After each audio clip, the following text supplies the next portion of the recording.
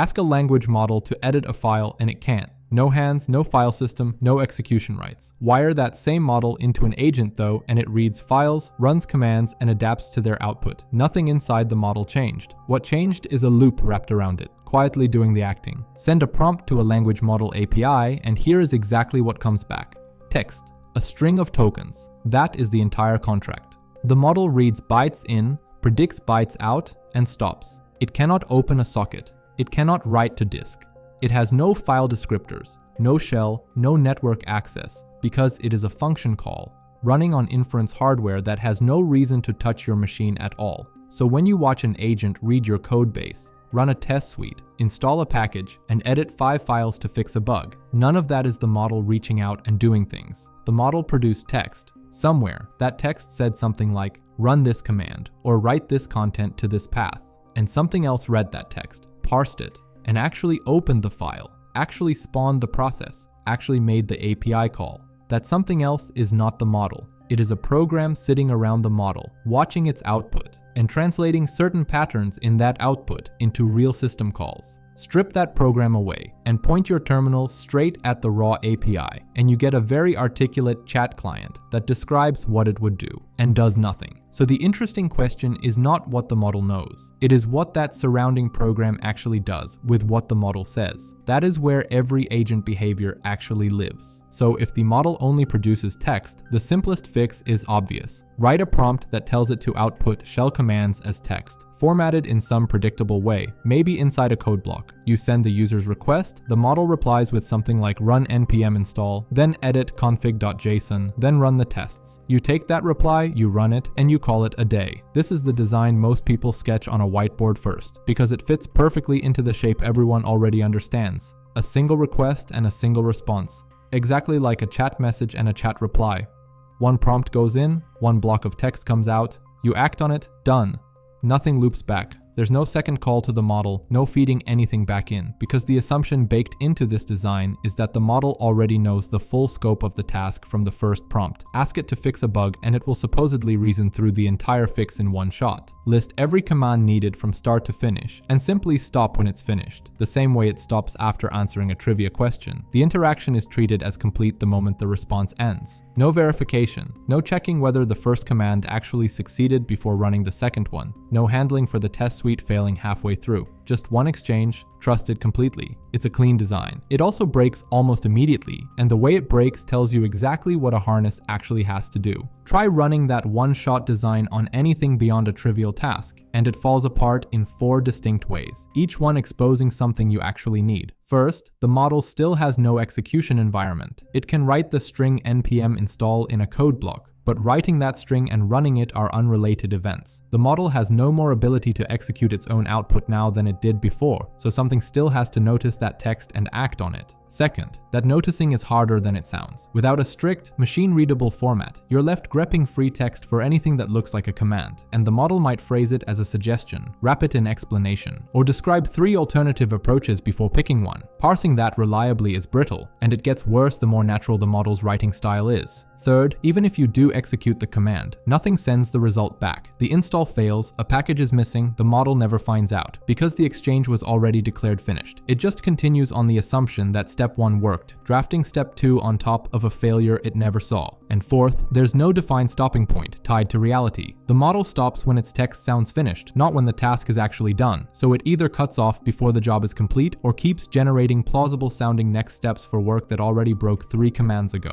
Every one of those 4 gaps points at the same missing piece. Something has to run the command, read what happened, and hand that back. Here is what actually closes those 4 gaps. The harness sends the model a list of messages, plus a set of tool definitions, a schema describing exactly which functions exist, what arguments they take, and what shape the response should be. The model reads all of that and produces one of exactly 2 things, either a final answer meant for the user or a structured tool call, a specific piece of output naming a function and its arguments, formatted so it can be parsed without guesswork, not prose you have to grep for hints inside. That structure is the whole fix for the parsing problem from before. The model isn't writing a suggestion in a code block anymore. It's filling in a schema the harness already knows how to read.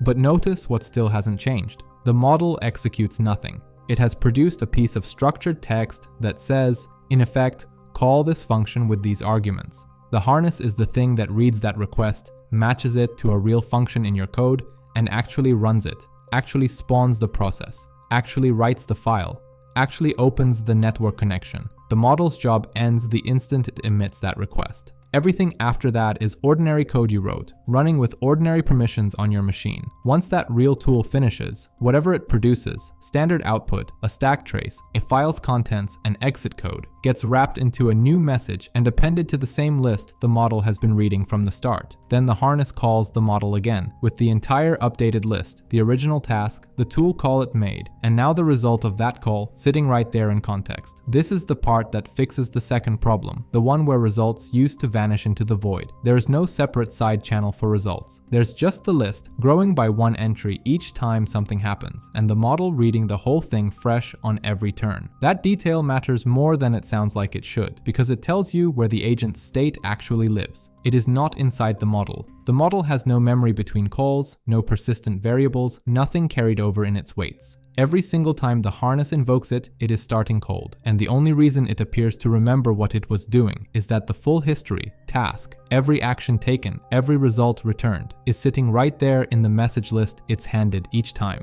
The agent's memory is a text log, not a mind. And that explains something that looks like intelligent behavior but isn't. Say a tool call fails. The command exits with a non-zero status, or a file path doesn't exist, or a network call times out. That failure doesn't trigger some special error handling branch in the harness. It just comes back as a tool result message like any other, appended to the list exactly the way a success would be. The harness doesn't need to know it failed, it just passes it along. The model reads that next turn, sees an error string sitting where it expected a success, and does what it does with any text. It responds to what's in front of it. It might try a different flag, check whether a directory exists first, or ask a clarifying question. That looks like resilience, like the system noticing a problem and recovering from it. Mechanically, it's just one more forward pass over one more updated list. Nothing about the harness changed. Nothing about the loop changed. And now the fourth problem resolves too. There's no arbitrary one-shot ending anymore, because the loop simply keeps going, re-invoking the model on the growing list, until the model's reply is a final answer instead of another tool call. That's the stopping condition, not a feeling that the text sounds complete, an explicit type of message. This also means the loop's entire behavior is downstream of one resource, that message list, which means it has a cost, because every one of those tokens gets sent back to the model on every single turn, and it has a limit, because context windows are finite. So harnesses trim it.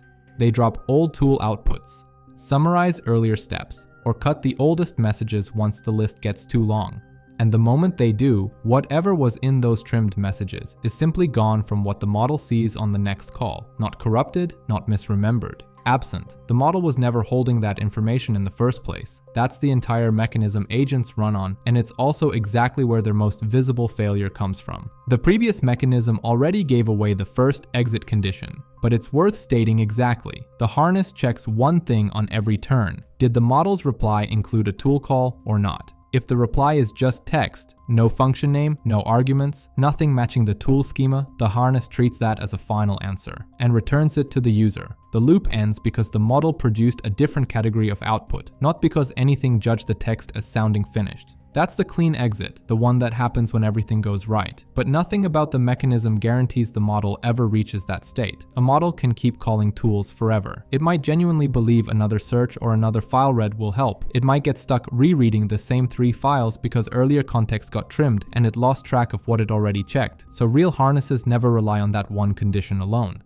They add a hard ceiling, a maximum number of turns, set as a plain integer, 20, 50, whatever the harness author picked. And once the loop hits that count, it stops the model cold, mid-task, no final answer required. Separately, most harnesses track a token or cost budget, because every turn resends the entire growing message list, and that has a real dollar cost and a real latency cost. Once spend crosses a threshold, the harness force stops for the same reason, regardless of whether the model looks close to done. Neither of these caps comes from the model. The model never asks to stop. It has no concept of a budget or a turn count unless the harness explicitly tells it in the prompt, and even then it's just more text the model is reacting to, not a limit it enforces itself. The enforcement is entirely external code, a counter-incrementing outside the model's view. And that's exactly why the failure mode is so mechanical. Point a harness at a task, forget to set a max turn cap, forget to set a budget cap, and there is nothing left to stop the loop except the model spontaneously choosing to stop. Given a model that keeps finding one more plausible tool call to make, that loop just keeps running, spending tokens and executing commands with no ceiling at all. That's not a bug in the model, that's a harness with a missing exit condition. Every turn of that loop resends the entire message list back to the model from scratch, including the original task, every tool call made so far, and every result returned. That means cost and latency scale with how long the conversation has run, not with how hard the actual task is. A task that takes 5 turns and one that takes 50 are not doing fundamentally different work per step, but the 50th turn is still carrying the tokens of all 49 before it. Prompt caching softens this. Providers charge a fraction for a prefix they have already seen, but it does not remove it. The list still grows, and it is still the length of the conversation setting the price, not the difficulty of the task.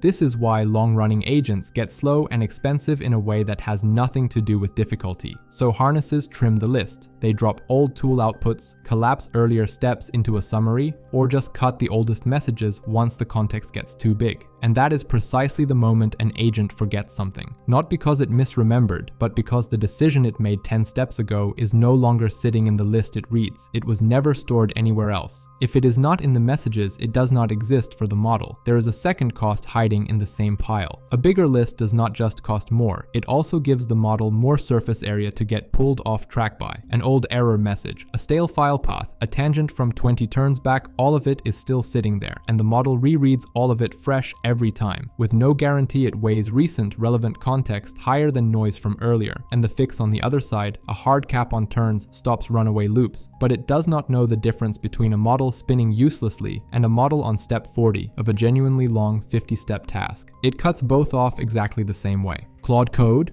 Cursor, any coding agent you have actually used, is built on this loop. The message list holds your prompt, the file edit tool, the shell tool, their definitions. The model emits a tool call, the harness reads a file or runs a command.